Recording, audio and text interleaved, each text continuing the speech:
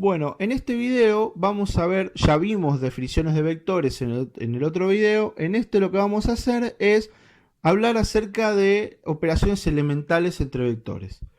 Por ejemplo, vamos a arrancar con la suma y resta de vectores. Obviamente, la suma y resta de vectores vamos a tener dos formas de hacerla. Una forma gráfica y una forma algebraica. Esta forma gráfica es muy simple. O sea, dado dos vectores u y b, se define al vector suma como aquel que se determina de la siguiente manera. A partir del extremo de u, colocamos el origen de b. Y el vector u más b va a ser el vector con origen en u y extremo en b. Ahí pueden ver la imagen, se ve muy claro. Es decir, pongo un vector a continuación del otro y después uno, el primer extremo, con el último, que me da. De esa forma puedo encontrar el vector suma. En este caso está aplicado para dos vectores, pero si yo quisiera sumar más vectores, se haría exactamente lo mismo. Yo podría ir colocando uno atrás del otro y después unir los extremos que me quedan. Y ese sería el vector suma.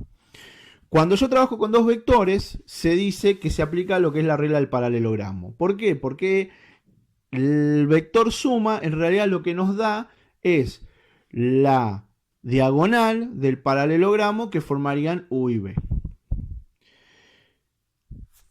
Después, nosotros también podemos restar vectores. A ver, pero ahí haciendo una salvedad. En realidad, yo no resto vectores. Lo que yo hago es sumarle el opuesto. Es decir, no es que estoy restando u menos b. En realidad lo que estoy haciendo es a u multiplicarlo por menos 1, o sea, hacer lo opuesto, y a ese es al que le tengo que, se lo sumo al vector u. Hago u más menos b, como ustedes pueden ver ahí en la figura que está mostrando la presentación.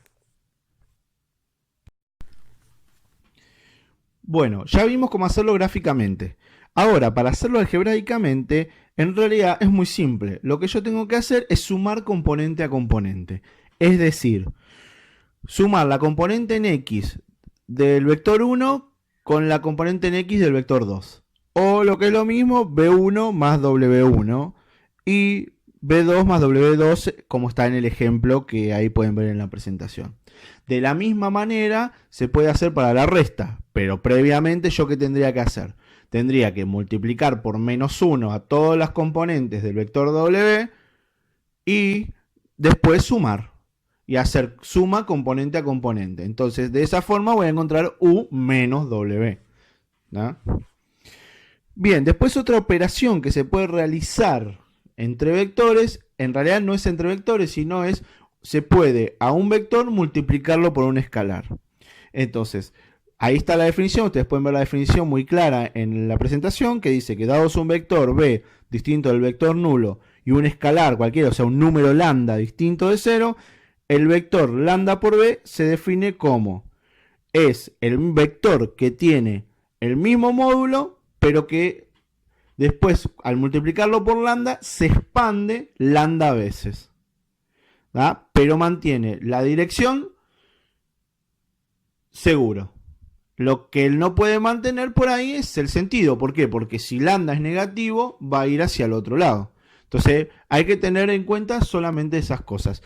Pero como explicación general, un vector se agranda o se achica lambda veces en módulo. Ahí ustedes en la presentación pueden ver ciertos ejemplos en función del vector b, como al multiplicarlo por menos 1 se da vuelta, al multiplicarlo por 2 se agranda 2 veces, y al multiplicarlo por 3, por menos 3, se agranda 3 veces, pero se invierte el sentido.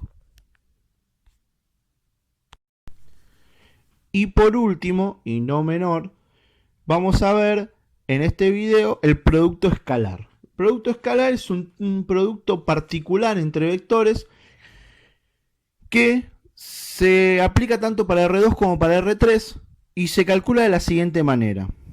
Sabiendo el módulo de cada uno de los vectores, o sea, el módulo de u y el módulo de b, y el ángulo que los separa, o sea, el ángulo θ que los separa, el producto escalar nos da como resultado un número.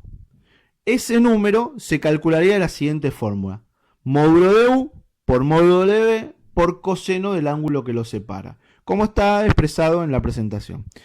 A ver, ¿qué tenemos que dejar bien en claro? Que el producto escalar nos da como resultado un número, o sea, un escalar. De ahí su nombre, ¿no? Producto escalar.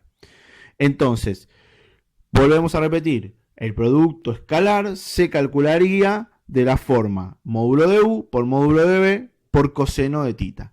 Eso es siempre y cuando tenga como dato el ángulo que lo separa y el módulo de cada uno de los vectores. Hay otra forma de calcularlo que es más algebraica, es más desde el punto de vista de los componentes, o sea, si yo tengo las componentes de cada uno de los vectores, ¿cómo calculo el producto escalar? Muy simple.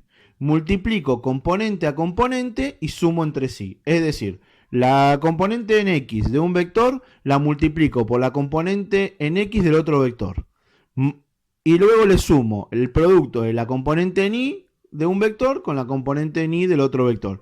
Y así lo sigo haciendo. Se aplica para R2, se aplica para R3, etc. Pero siempre se calcula de la misma manera, multiplicando componente a componente y sumándolas entre sí. Volvemos a repetir y hay que dejar bien en claro, el producto escalar entre dos vectores siempre me da como resultado un número, es decir, un escalar.